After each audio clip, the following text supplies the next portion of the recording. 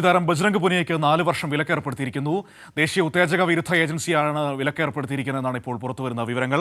പരിശോധനയ്ക്ക് സാമ്പിൾ നൽകിയില്ല എന്ന് ആരോപിച്ചാണ് നടപടി. വിവരങ്ങളുമായി സിബി ദില്ലിയിൽ നിന്ന് ചേരുകയാണ്. സിബി, നാഡ ദേശീയ ഉത്തേജക വിരുദ്ധ ഏജൻസി ഇപ്പോൾ ബജ്രംഗ് പുനിയയ്ക്ക് വിലക്കേർപ്പെടുത്തിയിരിക്കുന്നു എന്നാണ് കേൾക്കുന്നത്.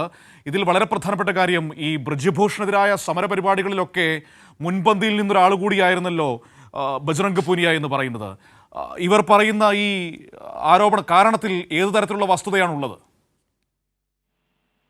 മനു, തീർച്ചയായും അത് തന്നെയാണ് ഇതിൽ ഈ ഒരു വിലക്ക് ഏർപ്പെടുത്തുമ്പോൾ നമ്മൾ എടുത്തു കാണിക്കേണ്ട പ്രധാനപ്പെട്ട കാര്യം. പ്രത്യേകിച്ച് ഈ ബ്രിജ്ഭൂഷണെതിരായ ലൈംഗിക ആരോപണത്തിലെല്ലാം തന്നെയും ആ പ്രതിഷേധങ്ങളിൽ വനിതാ ഗുസ്തി താരങ്ങൾക്കൊപ്പം ഉറച്ച നിലപാടോടെ ഏറ്റവും മുന്നിൽ നിന്ന താരമായിരുന്നു ബജ്രംഗ് പുനിയ. അതുകൂടാതെ കഴിഞ്ഞ തവണ വിനേഷ് ഫോഗട്ട് മത്സരിച്ചപ്പോൾ കോൺഗ്രസ് ചേരുകയും വിനേഷ് ഫോഗട്ടിനൊപ്പം എല്ലാ നിലയും ഉണ്ടായിരുന്നു. അതുകൂടാതെ ഹരിയാനയിലെ ഈ കർഷകരുടെ പ്രതിഷേധത്തിലെല്ലാം തന്നെയും മുൻപിൽ നിൽക്കുന്ന ഒരാൾ കൂടിയായിരുന്നു ഈ ബജ്രംഗ് പുനിയ. ഈ ബജ്രംഗ് പുനിയാണ് ഇപ്പോൾ ഗുസ്തി താരമായ ബജ്രംഗ് പുനിയയ്ക്കാണ് ഇപ്പോൾ 4 വർഷം വിലക്ക് ഏർപ്പെടുത്തിയിരിക്കുന്നത്. അത് ദേശീയ ഉത്തേജക വിരുദ്ധ ഏജൻസിയാണ് ഈ ഒരു വിലക്ക് ഏർപ്പെടുത്തിയിരിക്കുന്നത്.